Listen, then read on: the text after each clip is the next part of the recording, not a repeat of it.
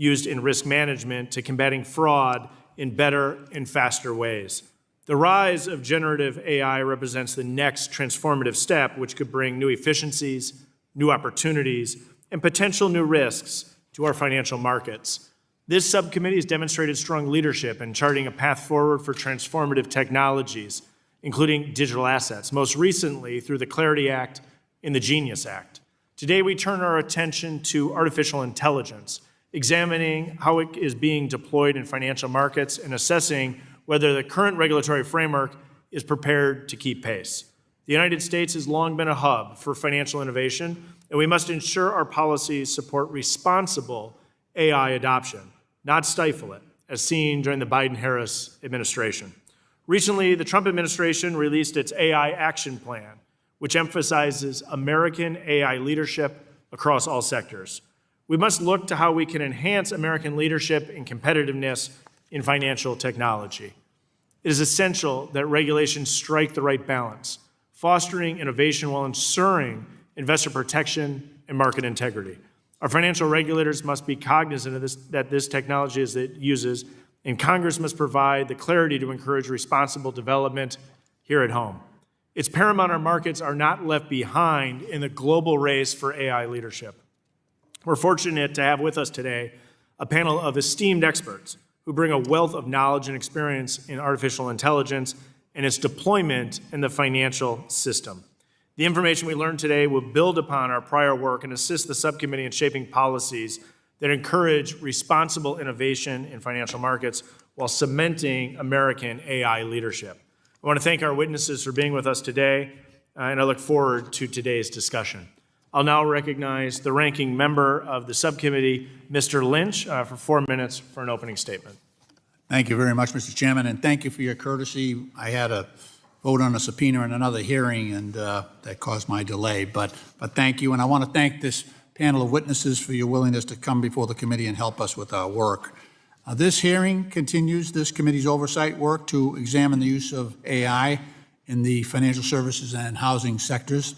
As evidenced by the final report issued by the bipartisan working group that Chairman Hill and I co-chaired last year, financial institutions, fintech companies, and even financial regulators are already deploying AI to maximize operational efficiency and achieve cost reduction across their core functions, from personalized customer services and consumer lending to fraud detection and financial crime monitoring. At the same time, the rapid development of AI-based technologies has introduced serious risks into the financial service space. The Treasury Department, the Federal Reserve, and Consumer Financial Protection Bureau have all expressed concerns. Other financial regulators have repeatedly cautioned that the development of robust and trustworthy artificial intelligence is dependent on our ability to encourage innovation that maximizes oversight, consumer protection, data privacy, as well as workforce protection and marketplace fairness. In view of these considerations, I'm concerned by the Trump administration's decision to rescind some of the common sense federal directives that sought to advance the safe and responsible development of artificial intelligence. This includes the reversal of an executive order directing all federal agencies to enforce existing consumer protection laws and to develop additional regulatory safeguards against fraud, unintended bias, discrimination, and privacy violations only when absolutely necessary. President Trump subsequently issued his own AI action plan, a strategy that largely reflects the divergent view that consumer protection stands as an impediment to AI innovation, a position with which I strongly disagree. Regrettably, the AI action plan undermines state-level AI regulation by requiring federal agencies to, quote, consider a state's regulatory climate, close quote, when allocating funding, and to outstrip federal funds from any state with a regulatory framework that it considers burdensome. I would note that recent legislation to impose a 10-year moratorium on state AI regulation was soundly defeated in the U.S. Senate by an overwhelming bipartisan vote of 99-1. The AI action plan similarly impedes federal oversight of AI-based systems by directing the Federal Trade Commission to stand down from ongoing investigations that unduly burden AI innovation. It is the fundamental mission of the FTC to protect the American public from unfair or deceptive business practices.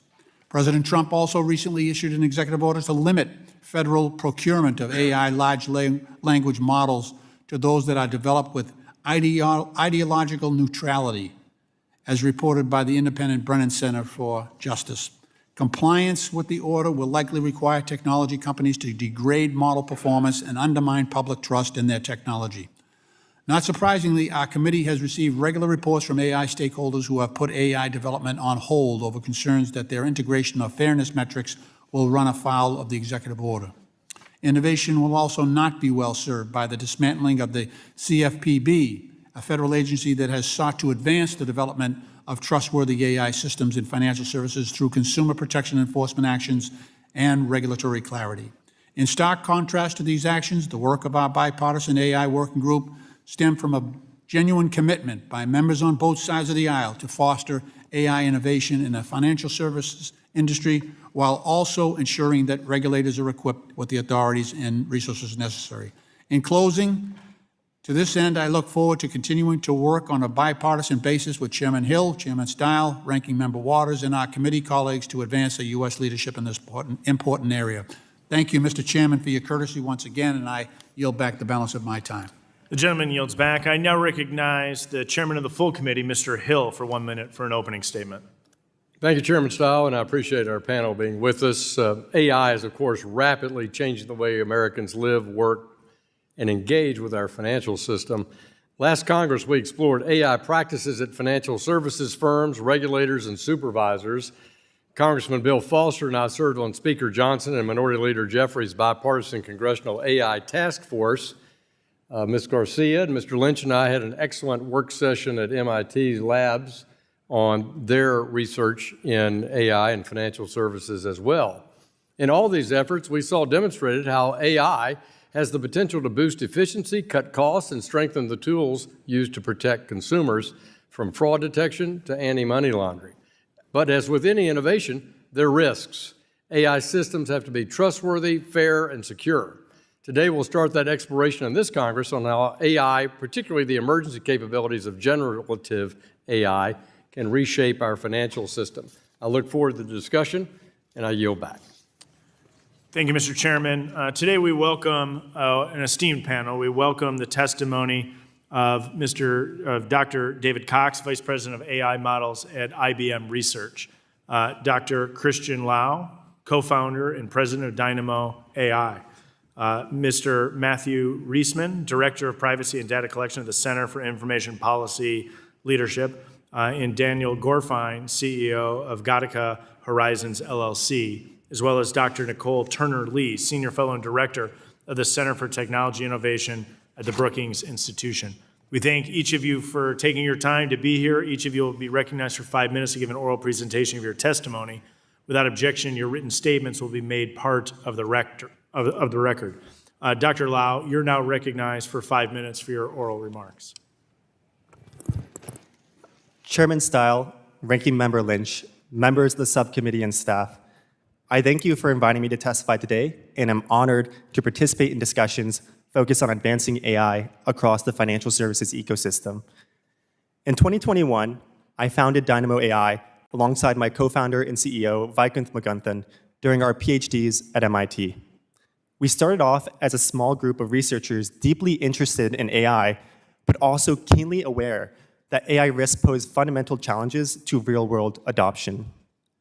Since starting as a small group of PhDs, we quickly found ourselves working hand-in-hand with some of the largest financial institutions, the most cutting-edge fintech companies, as well as regional banks across America, to help them navigate compliance and governance challenges posed by AI. Today, we not only provide the security and governance layer for many of the largest deployments of AI in banking, but we are also now proudly backed by 40 of the top 100 US financial institutions in a consortium of community banks across America. Our mission has always been to help enterprises navigate complex regulatory environments, particularly where legal and compliance requirements pose open technology challenges that institutions struggle to solve. We found that when faced with new technology regulations or internal compliance requirements around new technologies, enterprises are often left paralyzed, asking themselves not only, how do I comply with these new requirements, but is it even technically possible for us to comply with these new requirements? Nowhere do we see this to be more prevalent than with the struggles of financial institutions striving to adopt AI. Every day, our team has the ability and opportunity to witness exciting new AI proof of concepts that bring new efficiencies to the bank. But for every new exciting AI proof of concept that we encounter, we also see another AI proof of concept fail to make it into production and deliver meaningful value. We commonly see that these projects fail not because the underlying AI technology cannot deliver, but rather because financial institutions struggle to answer open questions about managing AI risk in heavily regulated, high-impact, and consequential environments. Some common and, quite frankly, sensible questions about AI risk include, what new security and data leakage risks does AI bring to my organization? As we hand over more autonomy to AI agents, how can we enable those agents to comply with established banking protocol and procedure when carrying out tasks? And what happens when an AI assistant inevitably hallucinates or fabricates facts in its response? While financial institutions often struggle to answer these questions, these are not intractable problems. At Dynamo, we've worked with a multitude of financial institutions to establish effective AI risk management that accelerates rather than blocks their AI transformation. To truly manage these new risks and unleash AI innovation, financial institutions and regulators must embrace technology solutions that can help risk and compliance teams scale their oversight, including controls like AI guardrails, red teaming evaluations, and auditability over AI usage. Importantly, the AI landscape is evolving at breakneck speed, and regulators and policymakers need to adopt governing frameworks that keep up with the pace of innovation, rather than falling behind on new opportunities and risks. Regulators should expand the use of AI sandboxes, as called for in the administration's AI Action Plan in the bipartisan HR 4801, to not only enable technology teams to experiment with AI on high-impact use cases, but also bring leading evaluation and red teaming technology to rigorously test these experimental AI against real-world risks. Drawing on global examples such as Singapore's successful sandbox programs, the US can strengthen competitiveness while promoting secure and compliant AI. Across financial institutions and governing bodies that we speak to every day, we're starting to see comprehensive AI risk management take shape. We believe that this will be key to ushering a new and exciting era of advancement for the industry. On behalf of the entire team at Dynamo AI, thank you for the opportunity to testify, and I welcome the opportunity to work with this subcommittee to create a competitive, secure, and compliant AI ecosystem within financial services. Thank you. Thank you very much. Dr. David Cox, you're now recognized for 5 minutes. Chairman Steil, Ranking Member Lynch, and distinguished members of this committee, thank you for the opportunity to testify. My name is David Cox, and I serve as the Vice President for AI Models at IBM Research and the IBM Director of the MIT-IBM Watson AI Lab. While the excitement around AI has intensified in recent years, artificial intelligence has fascinated researchers for many decades. To give you a sense of our historical place in this, IBM has been on the vanguard of this ongoing revolution from the very beginning, when an IBMer co-authored the proposal for the 1956 workshop, Dartmouth Conference, that coined the term artificial intelligence and gave the field its name. IBM also has a long history of helping enterprises, including in the financial sector, use artificial intelligence technologies to unlock business value, and doing so in ways that are responsible and engender trust. Our work spans a broad spectrum, from helping to identify appropriate use cases, to providing tooling to govern both the development and deployment of AI systems, to inventing new technologies for trustworthy AI. From the start, IBM has tested AI internally before offering it to others, an approach we call Client Zero. By deploying AI internally, we ensure our models are stress tested in the real-world environments before they ever reach clients. For example, by leveraging IBM's watsonx AI and automation tools, we help to augment the skills of our own workforce by eliminating repetitive tasks. This has enabled our employees to focus on more challenging, rewarding, and impactful work with the time they save. For the financial industry, the implications of AI, particularly generative AI and large language models, are transformative. LLMs are not merely chatbots. They are multifunctional tools that can be adapted across a wide range of financial services use cases. These opportunities come with challenges. Large models consume enormous computing resources, raising both costs and concerns about energy use. Transparency is vital. Enterprises and regulators must understand the provenance and quality of the data underlying deployed systems. Security is also paramount, as organizations seek to safeguard sensitive information when using cloud-based systems. But perhaps the greatest risk is hesitation. If industry delays too long, consumers in the US economy may miss out on the early benefits of adoption. Responsible governance is not a brake on innovation.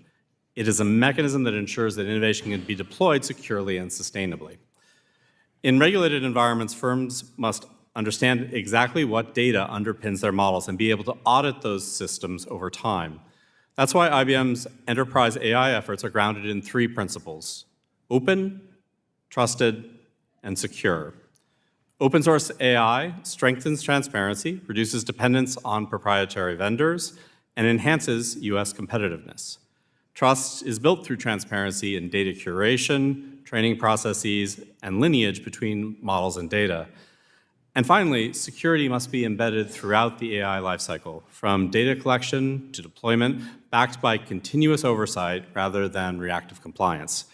With this in mind, I urge policymakers to support open ecosystems, to regulate applications rather than technologies in the abstract, and to promote transparency requirements that allow enterprises and regulators alike to test models, evaluate accuracy, and understand safeguards. These steps will foster an environment where innovation can thrive responsibly. AI is not about replacing people, but augmenting them. It's about empowering professionals, enriching consumers, and expanding opportunity. By embracing openness, insisting on transparency, and embedding security, we can ensure that AI strengthens both the financial system and America's global competitiveness.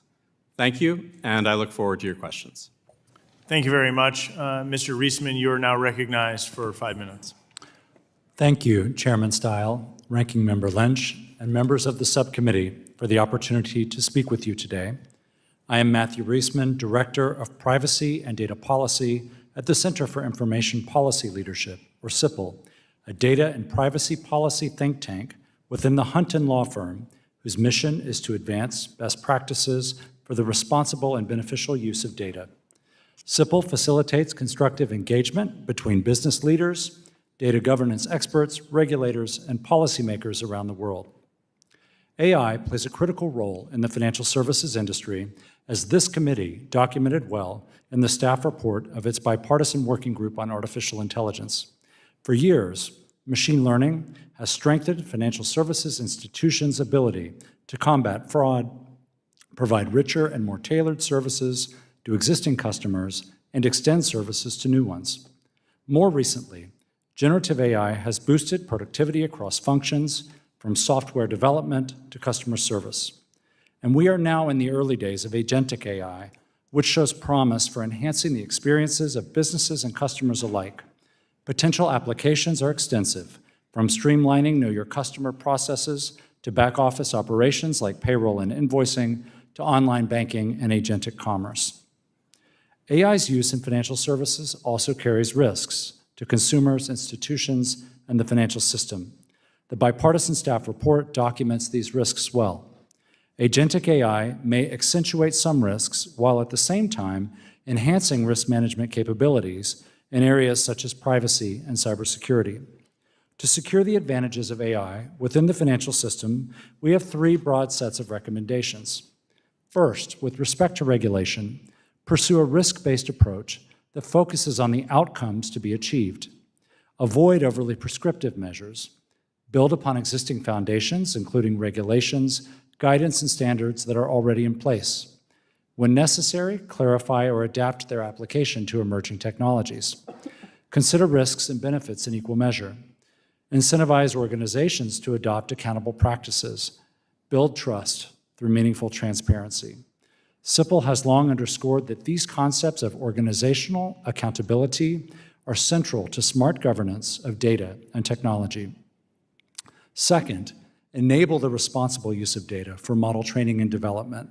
To function safely, effectively, and fairly, models must be trained and tested using rich data sets.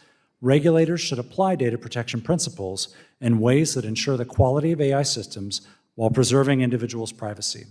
Privacy-enhancing technologies, or PETs, can reduce risks associated with the use of personal data.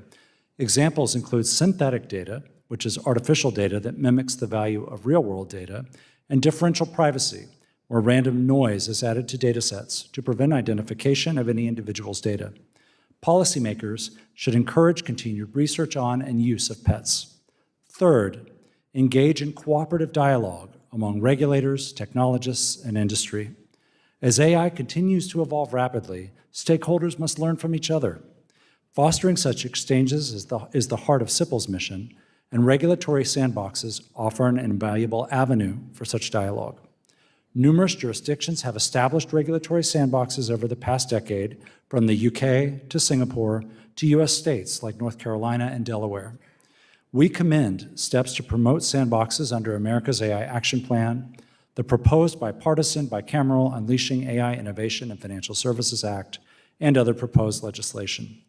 CIPL has published numerous papers on the aforementioned topics and is continuing our research on them. We look forward to the discussion today and to supporting your efforts to secure the benefits of AI and financial services for everyone. Thank you. Thank you very much. Mr. Gorfine, you're now recognized for 5 minutes.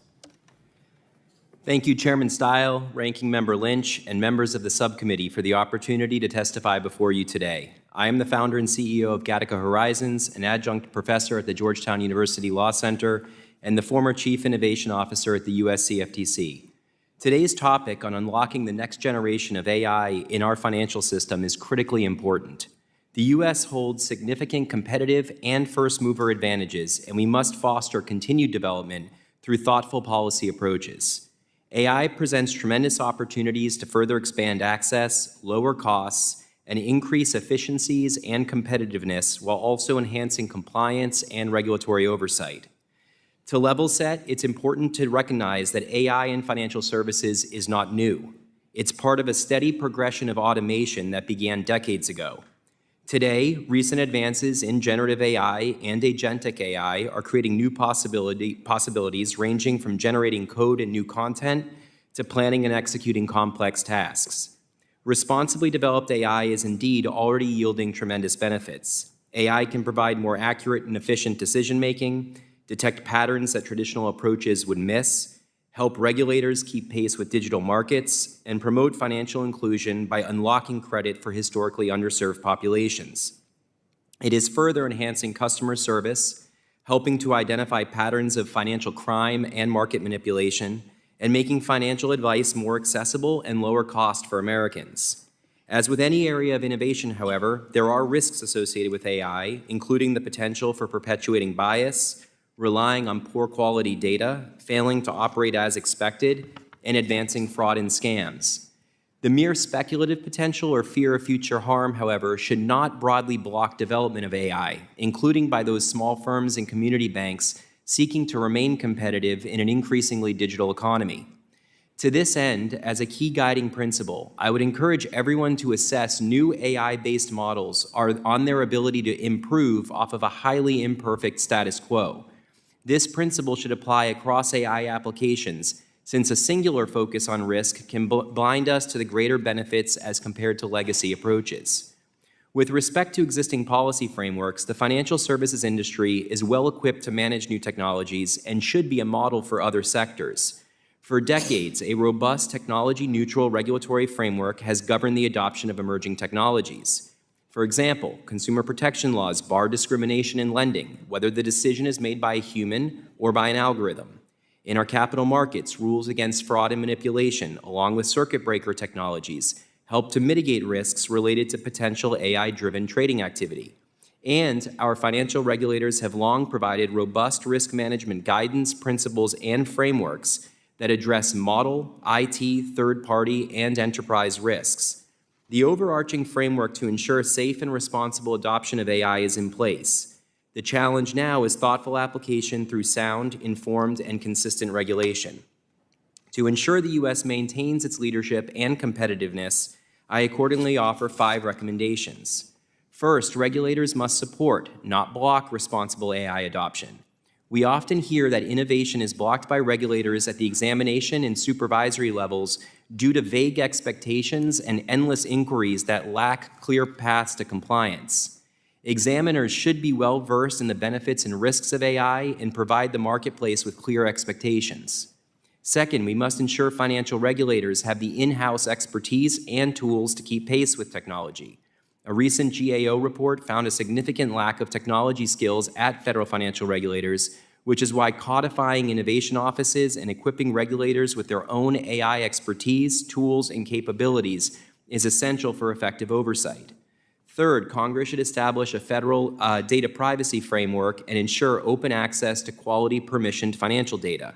The quality of AI model outputs is inherently tied to the quality of data inputs. Congress should work to establish a national framework that governs data privacy and ensures that consumers have control over how their data is being shared and used.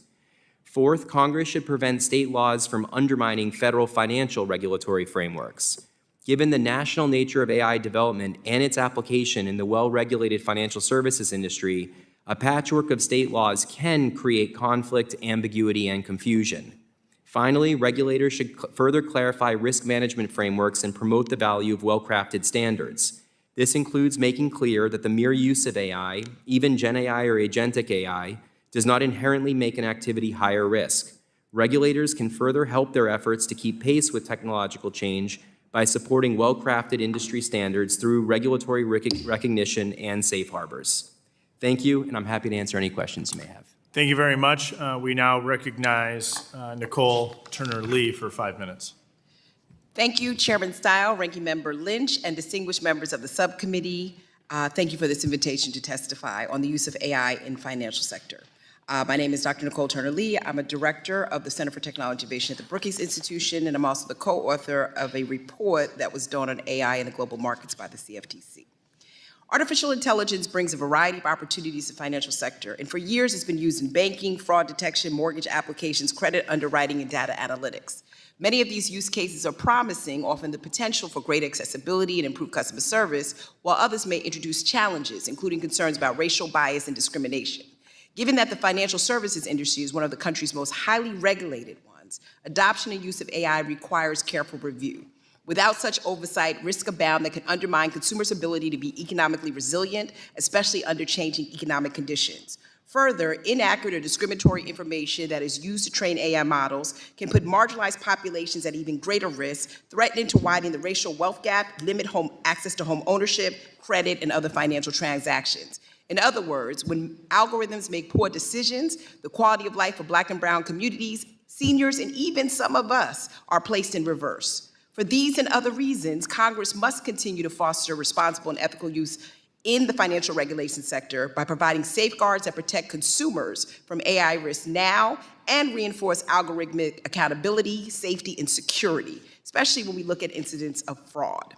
Congress can also safeguard consumers from both the unintended and intended consequences through legislation, which starts with comprehensive national privacy standards and reinforcing the jurisdiction of independent federal agencies and state attorneys generals who enforce consumer protection regulations in the age of AI. For example, the former director of the Consumer Financial Protection Bureau clarified that algorithmic decision-making is held to the same standards as human decision-making. The Department of Justice, the Department of Housing and Urban Development.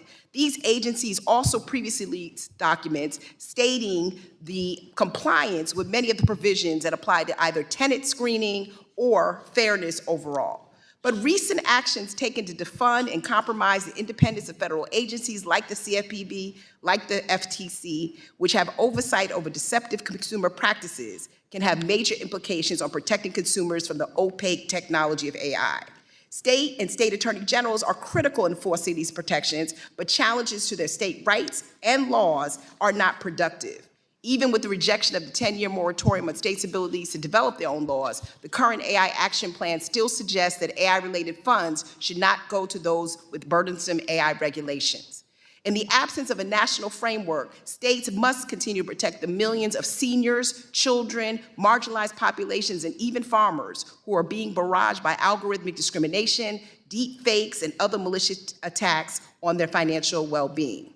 Recent proposals from legislators seek to establish regulatory sandboxes for AI developers where companies can apply for waivers or modifications. But without strong regulatory or enforcement consequences, companies will have another avenue to exploit the personal information and behaviors of consumers. As my Brookings colleague Aaron Klein suggests, we should be creating more greenhouses, which allow for more transparency and sunlight into these processes, promoting collaborative partnerships between business, government, and consumers to see where issues arise and how the three of them can foster trust with one another. These approaches can also assist in anti-bias discrimination, which is also very much imperative to building trust. I'd like to just close with 5 proposals for members of this committee to consider as we embark on the inquiry today. Ensure that the industry is compliant with existing legal statutes and remedies which reinforce algorithmic accountability. The financial sector is already regulated by numerous federal and state organizations. It's imperative that it stay that way, and that they also comply with acts like the Fair Credit Reporting Act and others to seek the prevention of discriminatory results. Mandate transparency guidelines and full disclosure for all consumers. Companies need to tell people publicly when they are using AI to make decisions. Those model outputs should be explainable and accurate and reliable. Encourage, not discourage, responsible and ethical development of financial models. Innovation and regulation can be complementary. And I think that's to the benefit, again, of those greenhouses, which show transparency in the ideas and processes that we embrace in this area. Brace for the adoption of agentic AI, but do the first 2. Make sure there's consumer protection in place, that we're poised to benefit from the autonomous nature of agentic AI, but we still have firm oversight. And finally, I would say, invest in AI financial literacy programs so that consumers know how this industry and sector is evolving. These and other questions I place before this committee, and I look forward to your questions and collaboration. Thank you very much, Dr. Turner-Lee. We'll now turn to member questions. I'll recognize myself for 5 minutes for questioning. I want to start with you, Dr. Cox, if I can. Let's do a real quick stage setting. Algorithms have been utilized in the financial services space since the 1980s, but we've now seen an explosive investment into AI. What is sparking this massive investment in a short answer? Yeah, I think what is sparking this massive excitement and investment is that this technology is general purpose in a way that previous technologies have not been. So it was a lot of work to train a system before, and now the same system can be used in many different settings. And it can pull through massive data sets in a way that was not possible in the 1980s. Yep. Although the 1980s as well as today, there's already a regulatory framework in place. Fair? Mm-hmm. Okay, so let me continue this, and I want to come over to you, Mr. Gorfine, if I can. We're faced with something new, and as we focus on kind of risks and threats, the human mind's really good at thinking about what the risks are. It's not as good at thinking about the potential upside. And if we think about what the Biden administration did, they really took an attitude to the extreme in its handling of artificial intelligence. Fortunately, President Trump has reversed course on this, issuing Executive Order 14179, removing barriers to American leadership in AI, and releasing America's AI Action Plan in July of 2025. So this approach can really accelerate AI development through a try-first approach that removes some of the red tape and onerous regulations. So I want to come to you, Mr. Gorfine. In your opinion, how can the AI Action Plan, or how is the AI Action Plan an improvement over the previous administration's AI approach? Thank you. Thank you for the question. I think that what we're seeing right now is an effort to look where there's existing regulation in place and taking an approach of let's allow this to develop so we can actually identify risks and determine whether anything more is needed. I think as many of us have outlined, the financial services industry is a heavily regulated industry. We have existing laws, regulations, and guidance that have been able to adapt and incorporate emerging technologies for decades. There are some approaches, including around the world, that are looking to do things kind of preemptively and in a more prescriptive fashion, versus an approach where we say, hey, we have this scaffolding in place, we have principles in place to guide adoption of technologies in a responsible way. Let's allow this to actually grow and develop. And I think it's critically important that the U.S. does remain the global leader in AI, including in the financial services context. So the environment seems set to unleash that. Thank you very much, Mr. Reisman. I want to build on what Mr. Gorfine just said. In particular, let's dive into data privacy laws, something that's heavily regulated in the financial services space. But with the advent of AI, there's additional concerns that are coming online. So as financial services firms are increasingly deploying AI in areas like lending, fraud detection, customer services, what role will Americans' personal financial data play, and how do we use AI to implicate existing data privacy laws? And of course, the logical follow-up would be, what should we be looking at from an AI perspective as it relates to data privacy? Thank you very much for this important question.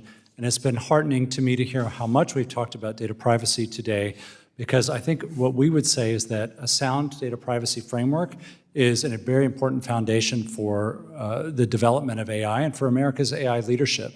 I think data is the raw material on which artificial intelligence depends, and AI model developers depend on having rich data sets to develop high-quality models. So one thing I think that often gets put into the discussion is the idea of a binary between privacy or innovation. And we would absolutely say it's privacy and innovation, and privacy as an enabler. So a good data privacy law with modern interpretation holds on to classic principles we've had for decades in privacy law, but allows for flexible use of data for purposes such as model training and development. So building on what you're saying, do you believe that we can regulate and address AI under the current regulatory framework, or do you need a new regulatory framework which has been proposed by some? What I would say is that as a first step, we should look at the framework that we have, look at it closely, and a lot of the elements, as has already been discussed today, are there, and try and be very precise about identifying any lacuna. But first, let's look at what we have. Dr. Cox, you're nodding. You agree that we can, in many ways, regulate AI through the existing framework? I think certainly the starting place should be, what are the risks, what are the outcomes that you're trying to govern and control, and then any modifications that come from the technology can come from there, but starting fresh. Thank you very much. I agree. I yield back. I'll now recognize the gentleman from Massachusetts, Mr. Lynch, who's also the ranking member of this subcommittee. You're now recognized for 5 minutes. Thank you, Mr. Chairman. This morning, a number of us had a meeting with Jack Clark, the co-founder and head of policy at Anthropic, and it was I think enlightening to hear him say how for Anthropic that the investment, the advancements, the deployment of AI had exceeded by about 5 years their expectations of the development and advancement of AI, even based on the projections that they made 3 years ago. They said we're 5 years beyond where we thought we would be today. And I just point to the velocity of change here in this sector, and what a problem it creates up here in terms of trying to regulate that and protect markets as well as protecting consumers.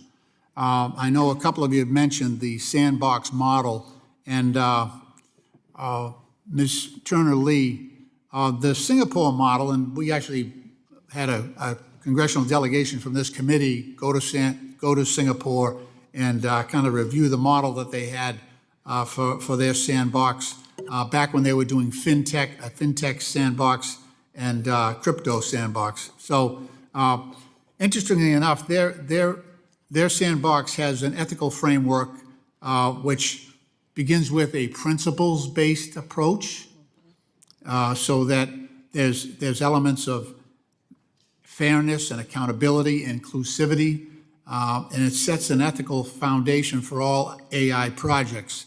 It has a bias mitigation element to their sandbox, and mitigates bias in those AI systems.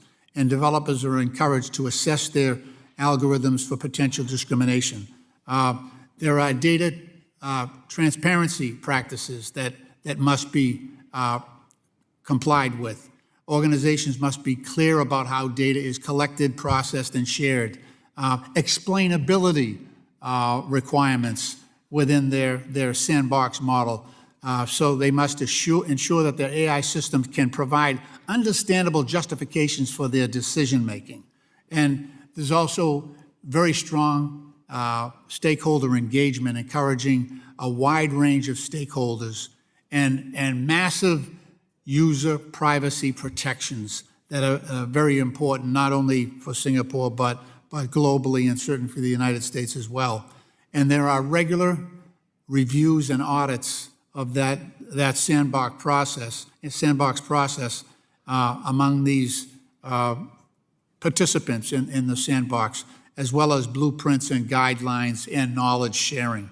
Is that the formula that we should use if we're going to go? I know the full committee chairman has an idea about sandboxes, and we're going back and forth, he and I, about what that should look like. I'd just like to get your feedback. You've touched on a lot of the sensitive issues, and I'd like to hear you extrapolate a little bit more.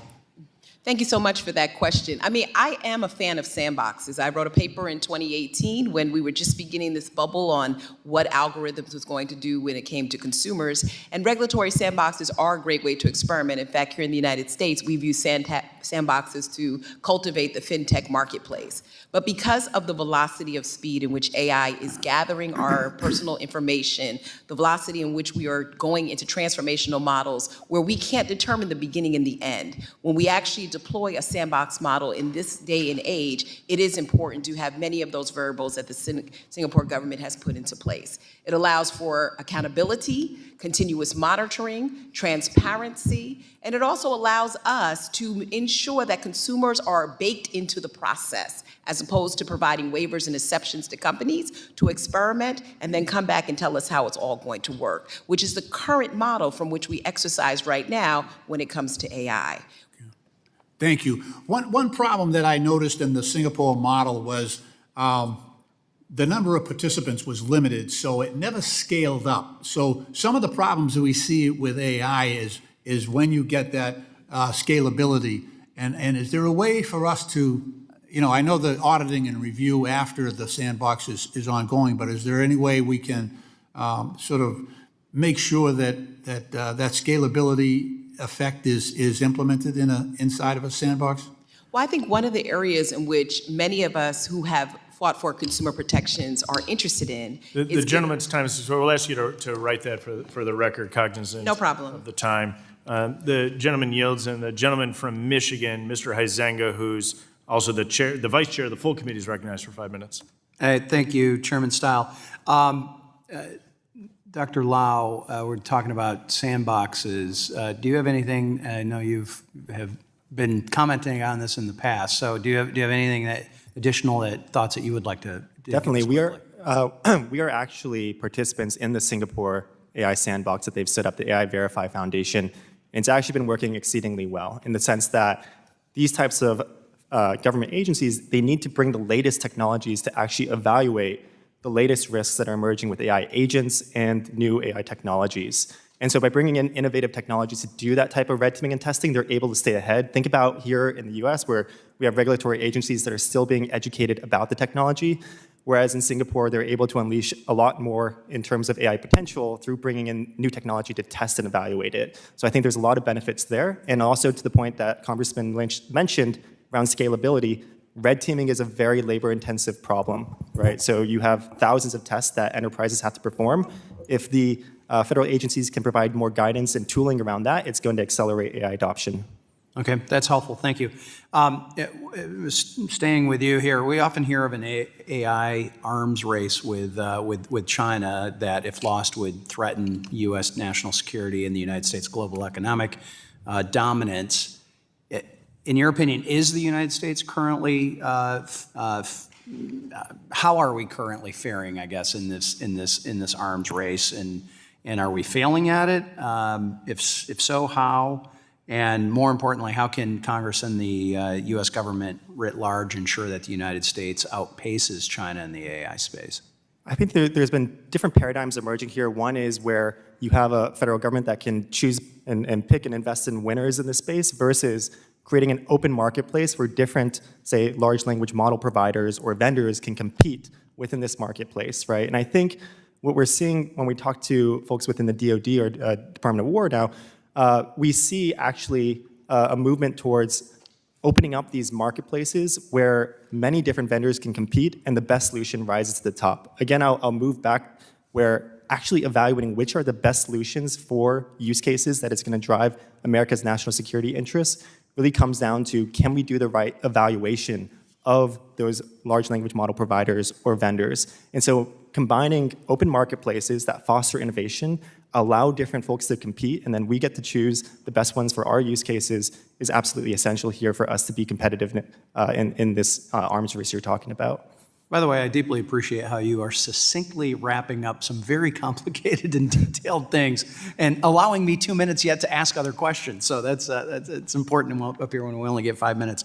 Mr. Gorfine, I want to talk a little bit about the impact of U.S. regulation and how it may threaten the use of AI in financial services space. You know, we had the SEC's predictive data analytics proposal under the Gensler SEC, I believe would have had some significant impact. You know, are there other things like that that we need to make sure that we're aware of and avoiding?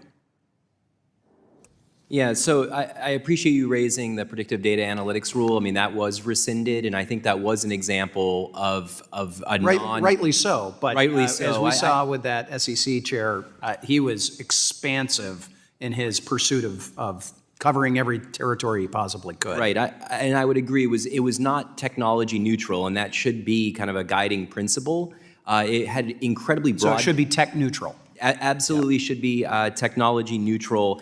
And importantly, like the soft power too, and the way that regulators communicate to the marketplace is important. So with the predictive in other data, words, you don't want to be pounded into the ground and threatened with being put out of business. That doesn't foster innovation. That can be a challenge. Allow the sarcasm to be mine. So that's okay. That can certainly be a challenging environment. I think especially when you're talking about smaller firms, and when I think about regulatory messaging, it's the small firms, it's the community banks that don't have large armies of compliance teams that are able to parse certain types of messaging that comes from regulators. So it can serve as a big deterrent to adoption. In the last 30 seconds, how can these smaller community financial, you mentioned community banks or credit unions, how can they use AI to compete? Well, so I'm a big believer, and I say this in my written testimony, in standard-setting organizations, like industry-driven standards that regulators can effectively recognize or even create safe harbors would allow small firms to know that if you're compliant with these best practices or standards, that is, from a diligence perspective, a route you can pursue. And I think that exploring those types of models in the U.S. is going to be critically important. I realize back. time. Thank you. Gentleman yields back. The gentleman from Illinois, Dr. Foster, the ranking member of the Financial Institutions Subcommittee, is recognized for 5 minutes. Thank you, Mr. Chairman, and to our witnesses. I guess Mr. Reisman and maybe others have mentioned the importance of privacy enhancement techniques. Several years ago, when I was chairing the AI task force on this committee, I dragged in a witness to talk about homomorphic encryption and some of the differential privacy techniques. And I noticed just recently, and it was clear back then that these were not ready for prime time. There was a huge penalty for performance, and the privacy wasn't actually that great. I noticed recently Google just announced this Google Vault Gemma, which sound like they're actually implementing training with differential privacy. And so I was wondering if anyone on the committee could say something about, are these techniques really ready for prime time? And is there the possibility of a regulatory safe harbor for firms that commit to using high quality differential privacy and type tools? Thank you for the question. It's been quite extraordinary to see the progress on privacy-enhancing technologies over just the last few years. I think you're right that not so long ago, many of them were not ready for prime time, but the curve has been quite steep in terms of many of them becoming much more feasible. Part of it is that many privacy-enhancing technologies are compute-intensive, but our computing power collectively is growing a lot stronger, so we're able to handle that. I think there was also a sense that a lot of them were complex and maybe out of reach, especially for smaller companies. There's a whole ecosystem now of expert companies that are able to consult and offer what you might call off-the-shelf privacy-enhancing technologies to make them much more available, much more broadly. So It would make sandboxes easier to implement. Any other sort of comments on the state of the art? Anyone disagree that this is something that's pretty promising at this point? Things like fully homomorphic encryption, they provide very strong guarantees, and you're correct that they're slower than conventional computing, but the leaps and bounds that they're making in that technology, it's orders of magnitude, 1,000 times better. Every time I turn around, it's gotten better. So I think that's moving very fast, and the hardware is going to ultimately start to close that gap as well. So I think we're going to benefit from that wave. Yeah, that could be a key component to a safe sandbox in a lot of these things. Absolutely. In relating to, one of the things we struggle with is the small bank versus large bank, trying to level the playing field we can. And, it's one of the things that AI can potentially help us with. Soon all of us will have in our pocket the best team of lawyers that's ever been assembled. So it means if you ever get in a fight with a billionaire, a legal fight, the billionaire will not be able to get a better legal team than you have essentially for free. Now, similarly, a small bank should, through AI, be able to have access to a really good AI risk advisor and a team of risk advisor AIs, so that even if it's a pretty small bank, this team will know every way that any bank has failed in the history of this country, and they just have a tremendous amount of knowledge and make it easier to operate a small bank. Similarly, the regulations and RegTech, I think, is another real advantage. I did an interesting experiment a couple weeks ago where I said, okay, Claude or whoever I was using, give me the balance sheets for 3 banks that have just failed for typical reasons, and it just knocked it out of the park. And then I said, now give us a resolution plan for each of those 3, and it was great. I mean, it just said, okay, in this case, set up a bridge bank. In this case, try to merge it. In this case, just liquidate it. They were very sophisticated things, and I was impressed. I was wondering if any of you have a feeling for whether that's really kind of the future of regulation, that even small banks have all of their records electronic. If there was a standard interface for the accounting software that gets run that could report up to risk management and to the regulators, you could have real-time stress testing against dozens of scenarios every single night for the smallest bank, and that would be a real leveler. And any thoughts? Is there a reason why things can't evolve that direction? If I can. Dr. Lau, you looking? Thank you. Yes, certainly. So we work with a lot of community banks and regional banks, backed by a number of them, and we see this every day, right? So this new AI technology can empower them to automate or streamline a lot of these compliance workflows that are very manually intensive, that they just don't have staffing to do, but also, as you mentioned, unlock really new types of auditing and risk control. So 24-hour continuous monitoring and observability into certain types of workflows that are highly regulated. That's all really exciting and actually being materialized today across a lot of these smaller banks. But I'd say on the flip side, you also want to make sure that as these AI technologies enter into these compliant, regulated workflows, they're also having the right guardrails in place, and they're being used for those workflows appropriately in alignment with proper bank policies and procedures. So that's something that actually requires technical expertise. The gentleman's time has expired. We ask you to complete that in writing. The gentleman from Ohio, Mr. Davidson, who's also the chair of the Subcommittee on National Security, Illicit Finance, and International Financial Institutions, is recognized for 5 minutes. Thank you, Chairman. Clearly, AI represents a transformative force, one that can exponentially enhance productivity, bolster our financial system's global edge, and it will no doubt influence our culture. Technology never exists in a vacuum, and I've long warned about the erosion of our Fourth Amendment protections in the digital age. The Patriot Act, for example, massively expanded domestic surveillance. The Bank Secrecy Act had long ago obliterated any real claim to privacy in your financial dealings. Most state bureaus of motor vehicles are monetizing the personal data citizens are required to provide just to drive or obtain ID. Now the government is outright buying data that would otherwise require a warrant or a subpoena, sidestepping the Fourth Amendment entirely. Because we are serious about fostering innovation, and we are serious about our Constitution, we also need to recognize that AI should serve the American people without turning it into another tool for unchecked surveillance or data exploitation. Mr. Chairman, I'd like to submit this document for the record. In my recent op-ed for the Daily Caller, I emphasize privacy is a foundational layer for ethical AI. Without objection.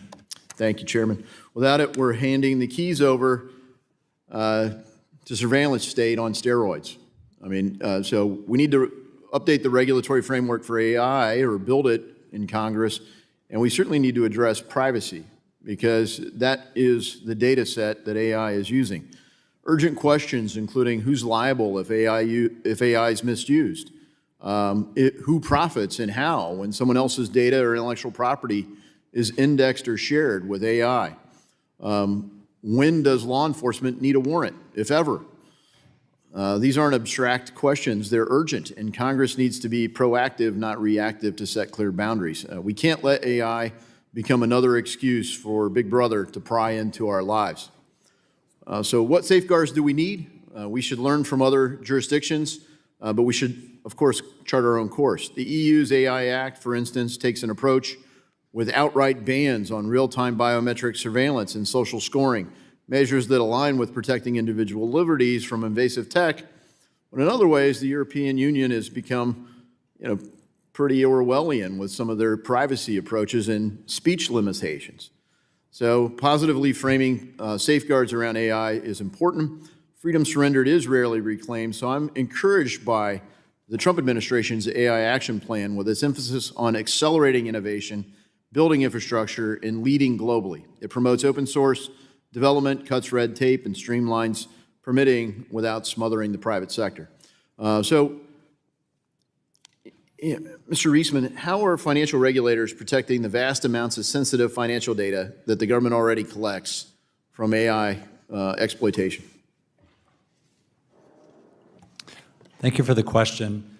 First of all, I just want to your point about raising data privacy and this very important foundation for a sound environment, not only for keeping people safe, but for innovation, and would underscore our sense that having a sound privacy framework in the United States is actually not only consistent with, but important for achieving the goals of the AI Action Plan. So it's encouraging to see progress in that area. I think others may have more experience than me with what's going on inside the agencies for what they're doing to keep data safe, so I would defer to others. Anyone else? I'm happy to take that, and I would agree that data is the one place screaming for federal legislation to create a proper baseline for how we secure data that will be consumed by AI models. With respect to your question, what can regulators do?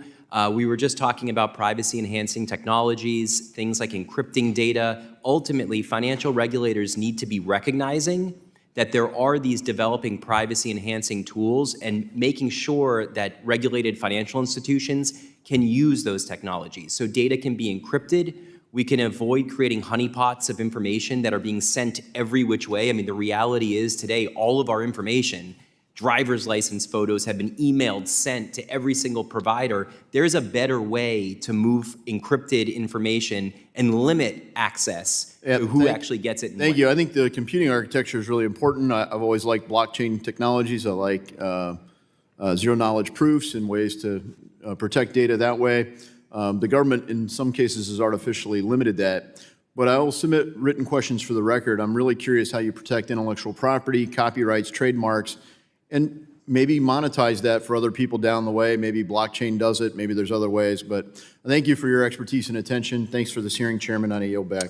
Gentleman yields back. The gentlewoman from California, the ranking member of the full committee, Ms. Waters, is now recognized for 5 minutes. Thank you very much. Dr. Turner-Lee, we've seen the development of new AI technologies like agentic AI, which can operate independently and autonomously. Agentic AI is capable of self-directed and complex behavior and can also carry out multi-step tasks. Financial services companies are now experiencing and experimenting with agentic AI in investments, credit decisioning, and more. However, I'm concerned about the new scale of risk and vulnerabilities from all of this. Dr. Turner, can you elaborate on the potential risks for agentic AI and whether a liability framework can help us mitigate those risks. Who's responsible for the actions of an AI agent if something goes wrong? Thank you so much, Congressman, for that question. I think much of the conversation we've had today is on this promise of AI as it relates to efficiency in the financial sector, and agentic AI is an extension of that. The more and more financial institutions can become more autonomous through chatbots and other tools that allow people to not necessarily talk to a financial counselor, but to talk to AI to be able to get through their steps. It makes sense on the productivity side, but it doesn't make sense for the consumer. The consumer has a lot of reputational risk that comes with this, a lot of financial risk, and in an industry where we know that consumers are at the heart of any type of harm or potential harms that come through misadvice or miscalculation, it can have a huge effect, not only on people who are wealthy, but people who are experiencing the wealth gap. So I appreciate your question. I do think we need a liability risk structure for this, one in which Congress thinks through the same type of consumer protections that we're defunding right now and diminishing, even with many of the actions today to append those regulatory agencies like the FTC and the CFPB. As we move into agentic AI, without those guardrails and the ability of states in particular to control how people respond to this new technology, it is actually going to go further than we can catch up with it. Wow. Dr. Turner-Lee, the Republican regulatory sandbox proposal for AI we're considering today appears to be just more deregulation framed as innovation and lacks requirements for public disclosure, harm mitigation, and other important protections with an unlimited scope and virtually no limitation, putting American consumers and others market participants at risk. I'm deeply concerned that regulatory sandboxes may remove safeguards from a rapidly developing AI market that is already lacking meaningful federal regulations and oversight. In fact, we have yet to fully understand the consequences of deploying this technology without any safeguards and are already dealing with countless public safety issues. And despite the fact that you've alluded to some of this, what risks do regulatory sandboxes pose? If Congress were to consider regulatory sandboxes for AI, what kind of standards should responsible sandboxes meet? Thank you for that question as well. I think we've mentioned already the role of sandboxes and helping us to cultivate new products and services within this sector, and among other sectors. We actually see sandboxes in healthcare. The challenge is, without the right variables that we're actually constructing to make sure they're safe, ethical, fair, inclusive, as it's been mentioned, sandboxes will turn out to be an exceptional exploitation of consumers. And what that means is, without any guardrails, which the AI Action Plan is suggesting there should be modifications, there should be waivers, we really need sandboxes to be very transparent. We need clear goals and questions of what it's trying to solve. We need protections against consumers who are part of those sandboxes to ensure that any harm that they face is, there's retribution for that as well. In my opinion, we can actually create this without putting people at risk in terms of the end product, and we can do it in the light as opposed to in the dark when it comes to companies and government working together on these policy concerns. I'm so pleased that you're here today. Oh, thank you, and I'm pleased you're here today, too. I'm going to call on you to continue the kind of education that's needed with members not only of this committee, but this entire Congress. And I'm particularly concerned about the possibility for a wrongdoing, the possibility for discrimination, all of that. And I want to learn more about the databases that are being used and how they are, significant in determining the outcomes. Yes. Thank you so very much. Thank you. The gentlewoman yields back. The gentleman from Tennessee, Mr. Rose, is recognized for 5 minutes. Thank you, Chairman Steil, and thanks to Ranking Member Lynch for holding this important hearing, and thank you to all of our witnesses for taking time to be with us today. I want to start with you, Dr. Cox. Could you please describe the concept of technological singularity and share your perspective on whether you believe AI will achieve singularity and provide an estimate on the possible time frame for this development? Thank you for the question. So the idea of a singularity is this: we reach a point where the technology is able to advance its own progress faster and faster and faster, such that it can get sort of a positive feedback loop, and then we suddenly have an explosion of capability. One of the things that's interesting that, I just dusted off a copy of The Singularity is Near by Ray Kurzweil that happened to be on a shelf that I was cleaning up. One thing you'll see about futurists is they often get the shape of things right, but the years are difficult to predict. And I wouldn't hazard to make a guess about when that's going to happen or if it's going to happen. But I would just say that I don't think we're anywhere near, as somebody who works with this technology day in and day out, I don't think our biggest risks come from sort of some eclipse of AI is better at everything than humans are. There certainly are labor market issues that we have to deal with as subtasks of a job are displaced. But I don't think we're in imminent danger of anything so extreme as a singularity.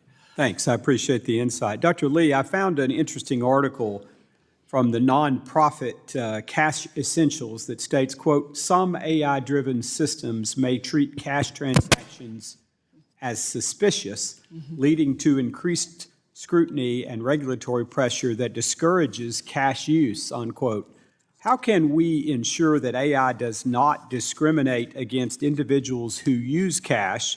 Additionally, what measures can be taken to prevent AI systems from falsely flagging cash transactions as suspicious, thereby avoiding undue pressure on companies and regulators to favor cashless payments over cash transactions?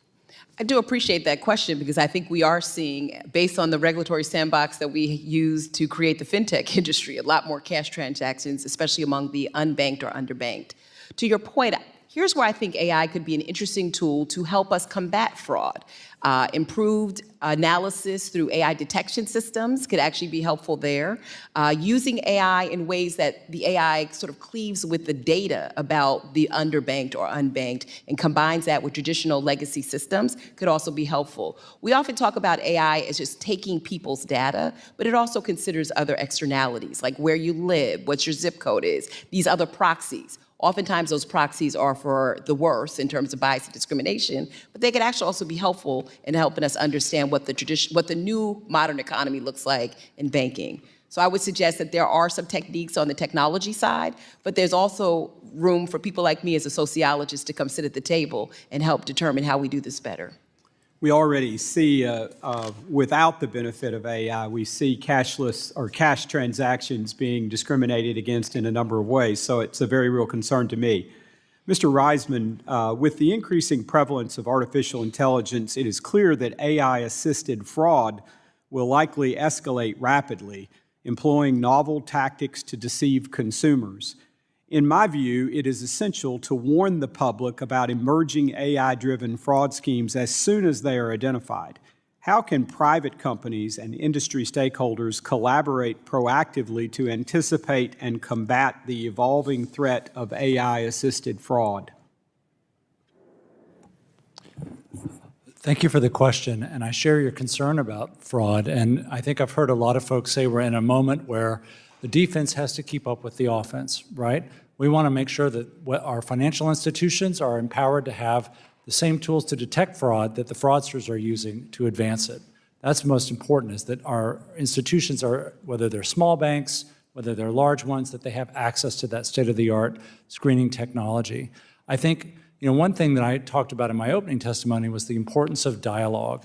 And I think making sure that we have spaces, whether it is through sandboxes, or whether it's through other mechanisms that are set up by the Congress or by the regulatory agencies to constantly be sharing information about these advances in technologies and about these fraud capabilities so that we are all collectively working together on solutions. Thank you very much. I appreciate those insights, and I yield back. The gentleman yields back. The gentleman from California, Mr. Liccardo, is recognized for 5 minutes. Thank you, Mr. Chair. Thank you all for your testimony and for taking the time to help educate us, myself in particular. I know this is a fast-moving area, and I really had questions targeting really primarily Dr. Cox and Dr. Lee. I'd be interested in your views. We have several concepts that have been presented in legislation here before us, and I wanted to see if there was I'd like to tinker a little bit with a couple of these bills from Chairman Hill, the sandbox concept, and from my colleague, Congresswoman Pedersen, the task force concept and combine them in a way if we could. I represent Silicon Valley. Obviously, we have a lot of concerns, or I hear lots of concerns in my neck of the woods about having government involved in regulating the code and the algorithms, particularly since government isn't terribly good at it. And we'd expect that the technology is evolving so quickly, we won't be good at it. But on the other hand, I think there's a widespread embrace of the notion that we need to be mitigating the worst of the harms. And so the question would be, if we were to create perhaps even more than a task force, but an independent body of folks in industry, academics, experts, financial regulators, and others, that were to establish what the best practices are in the industry. The best practices around, for example, curated data sets. I know you mentioned, Doctor, that IBM utilizes it, or testing and reporting, or fraud detection, watermarking, data security, a whole host of best practices in the industry, and then hold that up as the standard and establish essentially that is going to be the negligence standard, or essentially the standard. If everyone complies with that standard, then you are exempt from liability. If you're not meeting that best practices standard, then good luck with the lawyers and the regulators. What about an approach that would combine those two? And I'd ask either Dr. Lee or Dr. Cox would like to jump in. So I'll jump in first. Yeah. So I think that that is a tremendous idea that we should consider, because we seem to be at the same stalemate every time we talk about these issues. There's a technical side of it, and then there's this consumer output. And I do think that government regulators are good at the latter, the consumer protection side of it, because guess what? That's the side where our constituents are coming to us and saying something has harmed me. With regards to what you're saying, I would just like to offer to you that we did start that process under the previous administration. The AI blueprint for a Bill of Rights was actually a nice glide path for getting to the same protections that you're speaking of, as well as collaboration. The executive order, which was soon after appended, had a lot of that conversation on how do you actually bring different bodies together from various disciplines, industry sectors, government, and civil society, so that we actually solve this together. To date, we've seen a lot of that sort of eroded in the new administration, as well as in the AI action plan, where we're primarily competing against ourselves when we actually just see China as our only force of nature. So I would suggest, I agree with you. I think there has to be more conversation, more collaboration, more disclosure among the various entities to get to the space that you're talking about. And I think a task force would not be a bad idea. That was also recommended under the prior administration. Thank you, Doctor. Dr. Cox? I think that there are some interesting things emerging already. So the ISO 42001 standard for just the entire creation process of a large language model is, one example of something emerging. And I think, that gives you a little bit of a sense of how these things are playing out. It's a voluntary standard. You get audited against it, and it's some sort of mark of your, whether you have the proper hygiene there. Now, that's different than regulating the algorithm, though, right? Like, it's more about regulating processes and controls, and documentation and auditing, as opposed to saying this technology, this algorithm's intrinsically worrisome somehow. And I think that's one thing that I think many of the panelists have raised, is that it's nothing intrinsic about the technology. It's about how are you using it. It always has to be in the context of how it's being used, and we have use and risk-based regulation. That's a normal thing we already have. So combining that with things like cybersecurity hygiene standards, which are now then being transported to the world of AI, I think that's an evolution of what we already have to a good outcome. Thank you. Thank you both. I yield. Gentleman yields back. The gentleman from Montana, Mr. Downing, is recognized for 5 minutes. Thank you, Mr. Chair, and thank you for the witnesses. This is a really exciting topic for me. The thoughts of AI, I came out of technology. The opportunities are incredibly exciting, but it's also, a little bit scary, on where it goes. And it's interesting. I was talking to Eric Schmidt last year. He wrote a book on AI with the late Henry Kissinger, and he made a comment that I thought was really interesting about being very light on how you regulate it so that we're not blown out of the water by our competition. And then he said that something really caught my attention, but you need to be ready to unplug it. And I wasn't exactly sure what that meant, but it was an interesting comment that I'm still dwelling on. But as a former regulator, we had to deal with a lot of the issues with artificial intelligence as a tool for industry, and really what the implications were. And some of the interesting things we did as an insurance regulator is we were of the opinion that once you wrote down a rule or a law or something prescriptive, it was probably already stale because this is just evolving so quickly. And so what we tried to do to inform industry on how we were looking at it is all the work we did on that committee was concepts-based, not non-prescriptive, because you wanted to kind of guide how we as regulators were looking at it without saying this is what you have to do.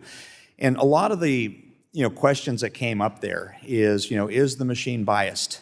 Is the machine bad? Is the machine a lot of this concern about what was coming in it? And I think about the data.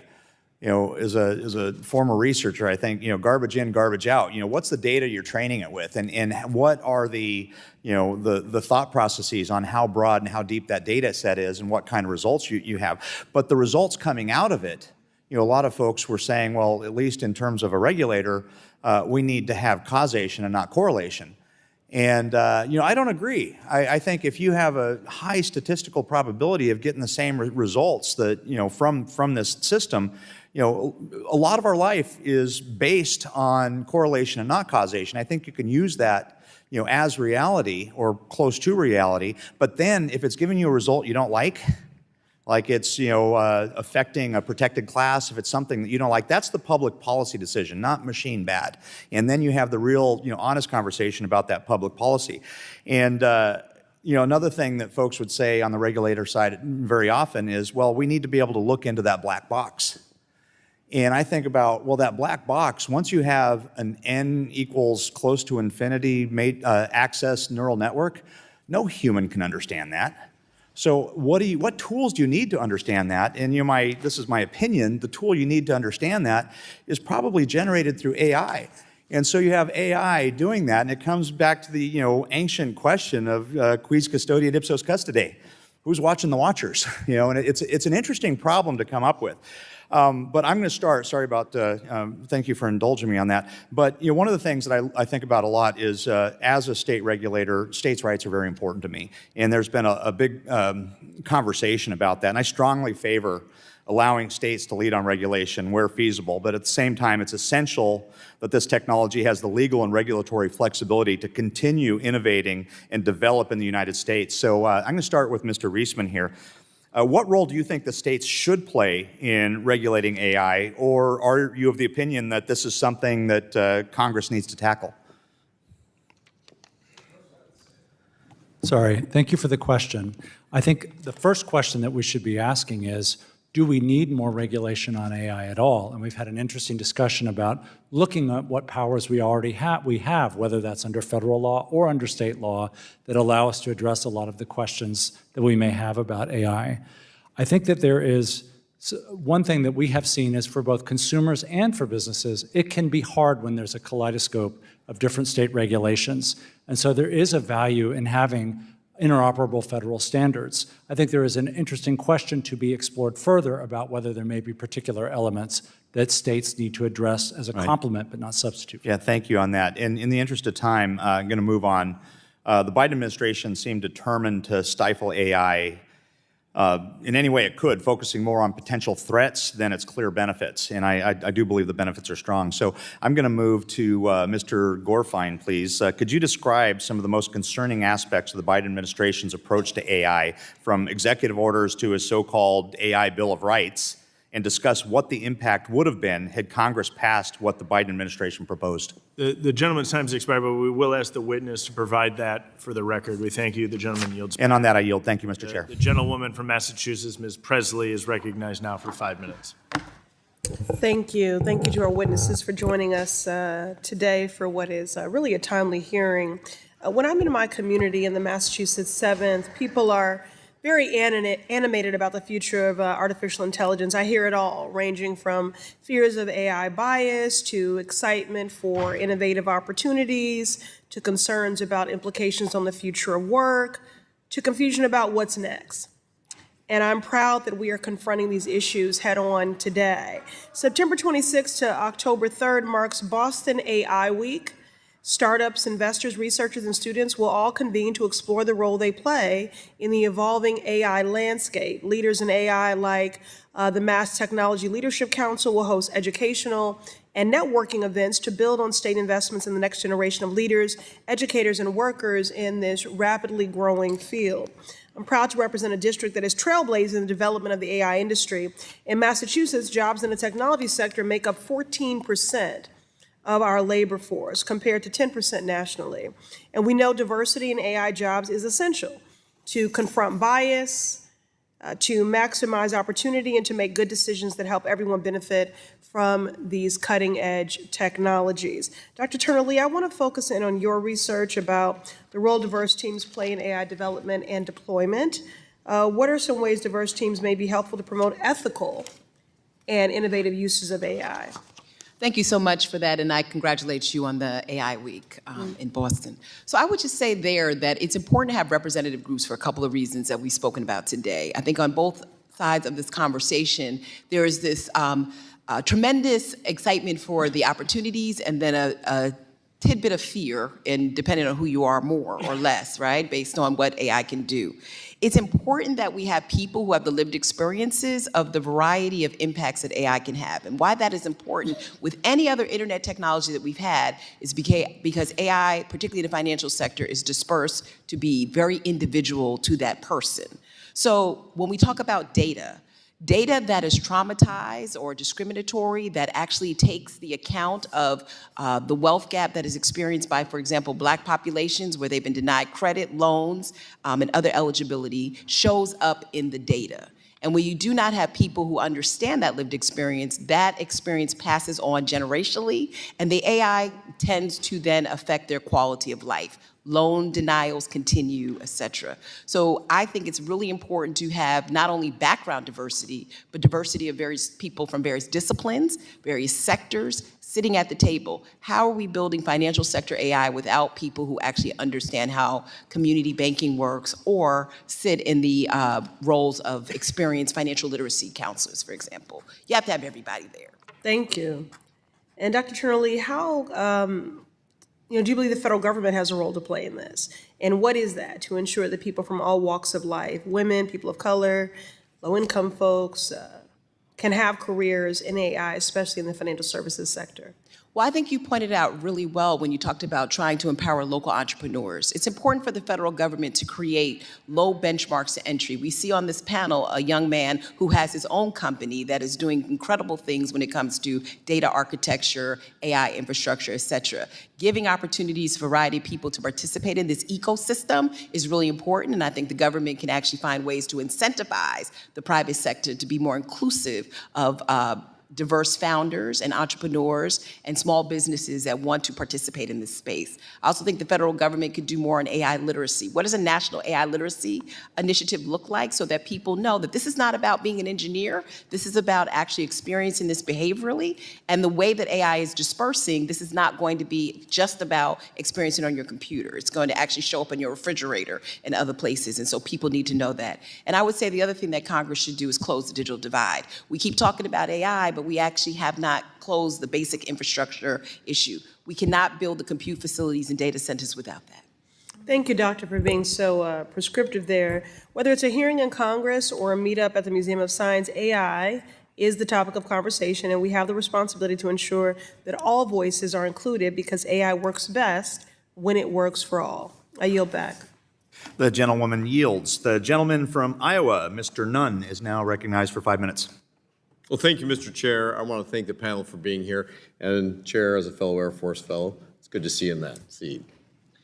Brother, as we look at what Congress has been trying to grapple with this idea of artificial intelligence, I've only been here 2 terms. We've talked about it every single year. In fact, we were on the AI task force, something this committee helped lead to be able to address real solutions.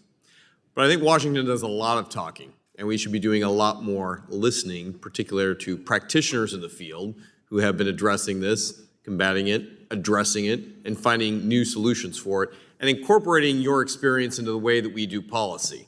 As opposed to DC being the one who writes the rules of the road and then expects you to execute them, we should be doing this in collaboration.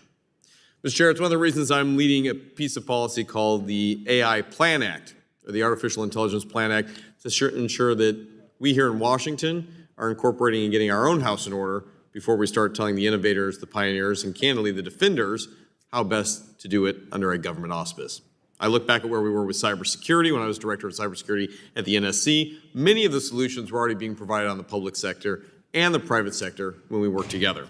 So with that, I want to be able to dive into a couple of issues that have been addressed when it comes to artificial intelligence. First and foremost, the idea of misinformation and how it happens not only in the financial space, but across our government. It's lowered the barrier to entry. It's allowed misinformation to expand at an accelerated rate. We saw it even this week, tragically, with the death of Charlie Kirk, Russian bots providing inception for everything from conspiracy theories to misaligning our own communications right here in our own country. So, Dr. Christian Lau, you have been a leader in Dynamo AI. You have made it an effort to really bring this technology on board. I want to ask you, what should Congress be doing right now to do those things like combating state-sponsored terrorism, including information warfare? Yeah, that's a great question. And particularly you mentioned the PLAN Act, which you proposed, which I think is a really great step forward in looking at these different risks, how AI can be used for misinformation, but also used for different types of financial crimes, right? And threaten systemic risk to our system. One thing that I'd emphasize is that keeping up with the pace of the technology is key, and talking to practitioners about the latest risks is absolutely essential to making effective legislation, right? One thing that I had an opportunity to talk to your team about is the advent of AI agents, and particularly you brought up cybersecurity risks, right? So AI agents is where you give these systems more autonomy to carry out end-to-end workflows and tasks. A lot of times they can go in many different directions. But this also opens up new risks for agents to potentially exfiltrate data, or for state actors to leverage agents and actually send what we call prompt injection or jailbreak attacks to actually exfiltrate information from protected systems in the financial services or elsewhere. So an AI agent can pull an email. That email could have an embedded hidden instruction or prompt injection, and that agent can then be overridden to actually perform malicious tasks like crash a system or exfiltrate sensitive information. So I think the work that you've been doing on this act, as well as talking to leading practitioners, is absolutely key to keep up with these risks. I could not agree with you more that, the challenge here is the technology is going to move much faster than the policy is able to keep up. So being able to provide a framework versus prescription, something the AI Plan Act intends to do, but also brings in best practitioners in this. I want to talk with you, Matt Reisman. You're at the Center for Information Policy Leadership. You've seen some of these innovations come on board. Talk to us a little bit about how not only we incorporate them to have a better safeguard for our government and our citizenry, but where the innovation is really being pioneered a lot of times by our private sector partners. How should we be incorporating that into how we do work here in Washington, D.C.? Thank you for the question. I think, number one thing that's been encouraging to us to see is that, on the one hand, you have said the technology is moving quickly. Responsible actors in the space are continuing to innovate, but they're not leaving their values, and they're concerned about making trustworthy AI behind. A lot of smart businesses in the sector, including a lot of the leaders, recognize that having trustworthy technology isn't just good, it's good for business, because customers, government, other stakeholders have more trust and faith in the technology that we're building, that they are building. There's a lot to be said for government setting certain standards around transparency and asking for folks to show how does the technology work at a high level, how are some of those specifications made. I would like to continue to see this level of collaboration in the same way we've done with cyber defense and bringing an AI consortium together of business leaders like yourself, of innovators like yourself to be able to do this. I think that starts with the AI Plan Act. With that, I yield my time. The gentleman yields. The gentlewoman from Colorado, Mrs. Pedersen, is now recognized for 5 minutes. Thank you, Mr. Chairman, and thank you all for being here today. I'm grateful that you all are hosting this opportunity to talk about such an important issue. And I want to address Mr. Reisman. You talk about how we need to have, it is helpful if we have a regulatory framework at the federal level, and we could have some complementary state laws as well. But I'm really worried because we worked in a bipartisan way to provide a framework to try to continue to move forward here in Congress.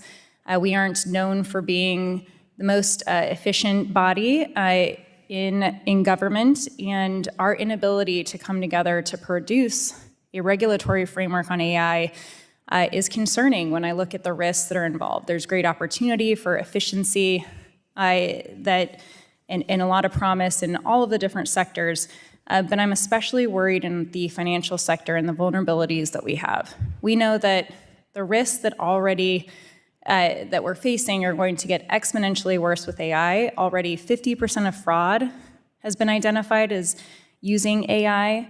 92% of the financial institutions surveyed indicate that fraudsters are using generative AI, and 44% of financial professors report that deep fakes are used in fraudulent schemes.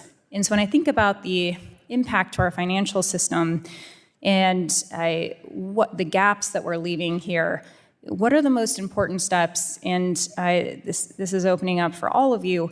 How do we provide to ensure that we don't have the gaps in supporting our smaller financial systems, so our smaller banks, making sure that they have access to the technology, and what would you recommend on providing that framework and those guardrails at the federal level? That's a lot to ask, so don't feel the pressure, but if anyone wants to add on just some of the key things that we need to be thinking about right now. I'll start. Okay. So I definitely think the conversation has centered around really advancing national data privacy standards, and I think that conversation, as someone has already mentioned, will sort of ring in the beast of data that is actually fueling these systems. So if we can come to some bipartisan support on that, I think that would be helpful. I also think that approaching, Congressman, as you said, some of these very nuanced areas like deep fakes, data is out there that seniors are thinking that their grandchildren are calling them for money.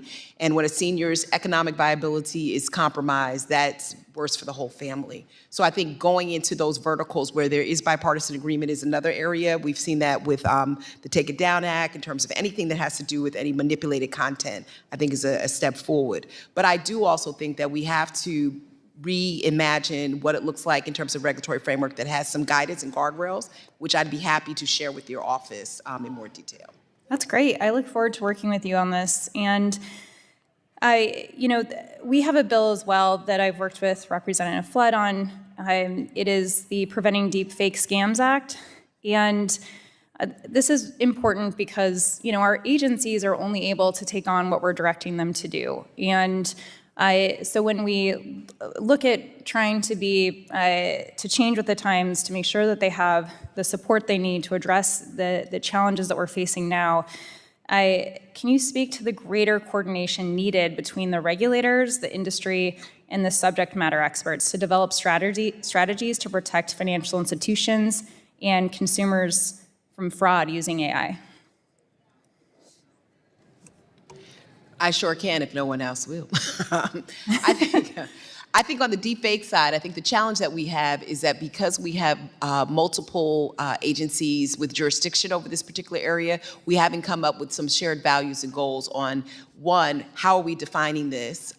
We've had a lot of conversation, to your point, where we've not necessarily agreed on the copyright area, this digital provenance. The same thing I think is actually going to go into the deepfake space, where we're looking at extracted video, text, and audio and trying to determine where is this coming from. That's very hard for us to track at this moment, but also coming up with some shared values and goals across the various agencies that are responsible for enforcement over that. I think if we're able to actually get away from some of that fragmentation, we can actually push forward with really good legislation that protects people from clones.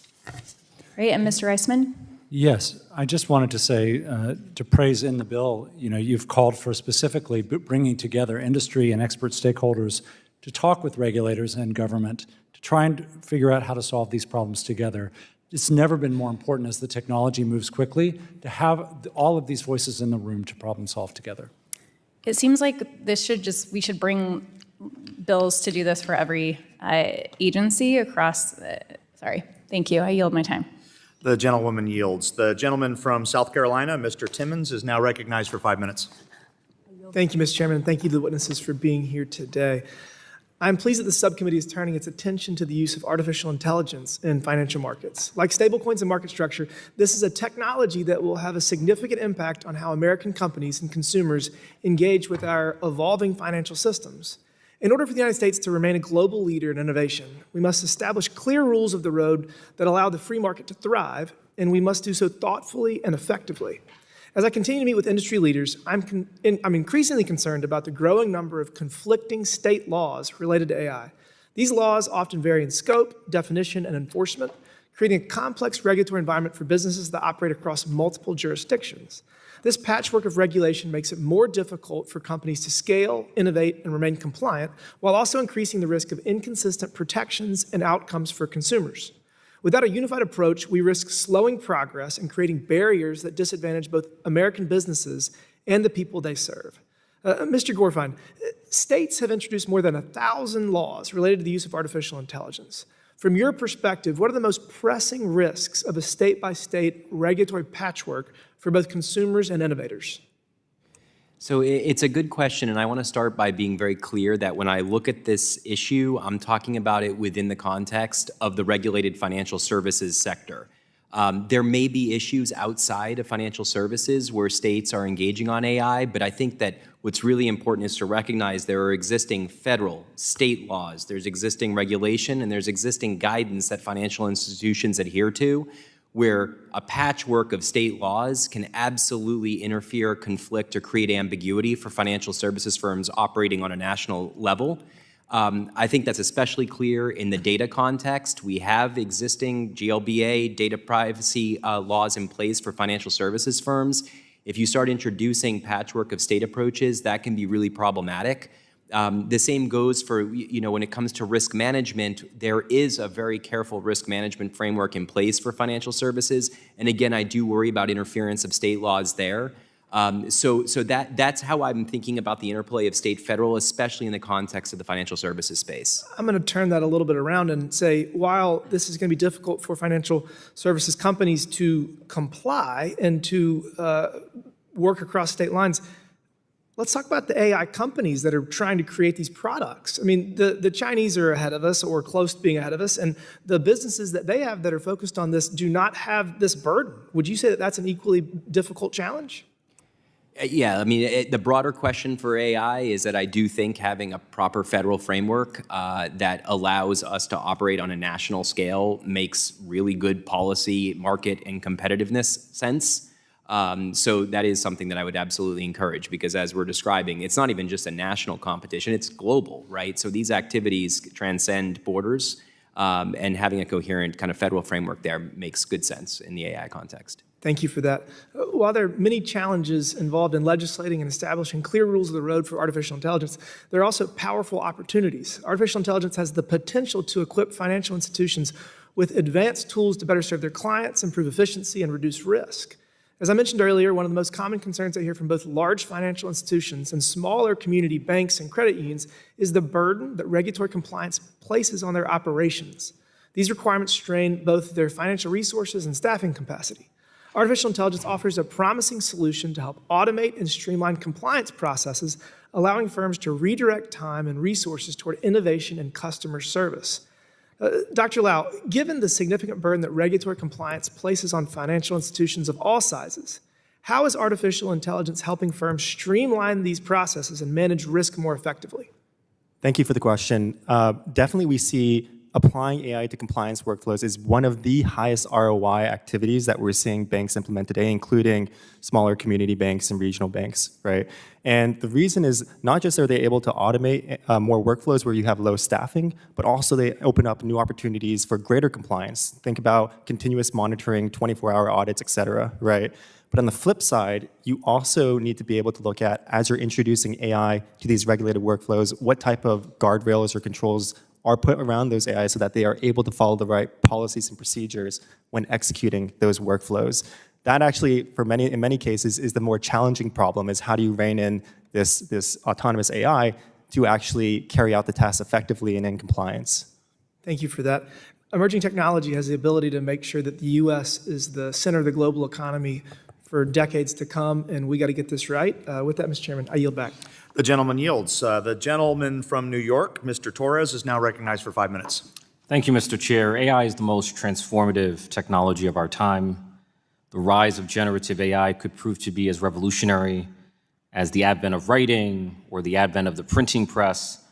Whether AI will create a better world or a worse world, no one knows for sure. What we do know for sure is that the world will be radically different from anything we've seen before. There is nothing new about the use of AI in finance. What is new is the use of generative AI, large language models in finance. So my first question, what are the capabilities in finance that a large language model can perform that legacy AI has been historically unable to perform? Anyone who can answer that question is free to do so. I can go ahead and jump in. I think Dr. Cox actually mentioned at the beginning, the reason why there's so much investment in the space is because it's general purpose AI, meaning that it could actually do many different things. You can prompt it in infinitely different ways to carry out certain types of workflows that are very specific to your day-to-day, all the way to doing things like continuous monitoring, et cetera, right? So that's the power of the technology, is these general purpose AI models. What's the best new use case in finance? Yeah, I would say I mentioned compliance as one of the very high ROI activities because the manual effort involved in that, but I'd say the most mature one that's delivering the highest ROI that we see is around developer productivity. The ability for these AI agents to actually go and build applications from scratch, empowering. Even we're seeing small community banks leverage these to actually really accelerate their own software development and integrating their infrastructure stack. Can an AI banker outperform a human banker? An AI, so I think one of the biggest challenges to actually having an AI outperform a human banker is to make sure that it complies with the common sense of a human banker, right? And that has actually been challenging when you look at AI agents to give them that type of common sense out of the box, even given the vast amounts of data that they've been trained on. And so building guardrails that a human is trained to follow is something that's still an open challenge, but something we're helping a lot of these banks with today. I know members of Congress are irreplaceable, but I'm wondering if bankers and traders are replaceable by AI. What is the impact of AI on concrete applications like credit scoring, loan approvals, fraud prevention and detection? Like, does AI lead to more loan approvals or fewer? Does it lead to more inclusive credit scoring or less inclusive credit scoring? What's the outcome so far?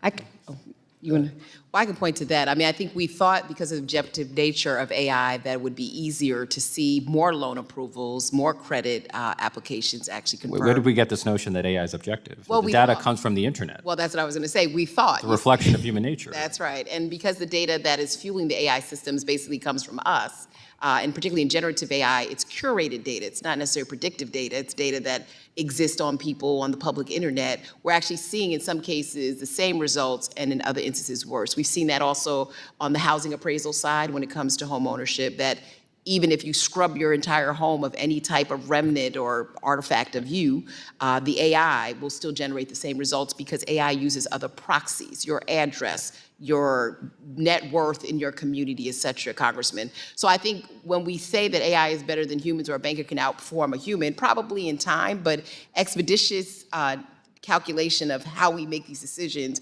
comes at foreclosing on opportunities economically for various consumers. I mean, can AI, I guess I was going to ask, can AI be harnessed to expand access to capital, to expand access to credit? So I have real frustrations with traditional credit scoring methodology.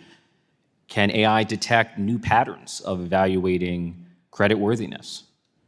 So I think that's right. I mean, traditional credit scores are highly correlated with protected class characteristics. You know, one thing I would suggest is to consider second look applications of AI. And what that means is if you take an existing decline pool and you run the decline pool through kind of cutting edge Gen AI related underwriting models, you will, at worst case, result in another decline, but you may actually start pulling some approvals through that process, and you mitigate some of your initial concerns around the impact of such models. So I think there are ways to smartly start testing these models in a way that upholds fairness. And the question for me, because inevitably AI is going to have some measure of algorithmic bias. That's right. Right? The question for me is not whether it's completely free of bias, but whether we can make it less biased than the human alternative. Is that an achievable mission? Well, I think it's achievable if there's transparency, first and foremost, that an AI model is making the decision on behalf of a financial financial application. Many people do not know that AI is actually being used to make those credit decisions. So you have to start with public disclosure. I think the second thing to your point is we do need a stack that is able to actually evaluate what the disparate impact is. I'm about to be replaced by AI, but thank you. The gentleman's time has expired. I would like to thank all the witnesses for your testimony today. Without objection, all members will have 5 legislative days to submit additional written questions for the witnesses to the chair. The questions will be forwarded to the witnesses for their response. Witnesses, please respond no later than October 23rd, 2025. And with that, this hearing is adjourned.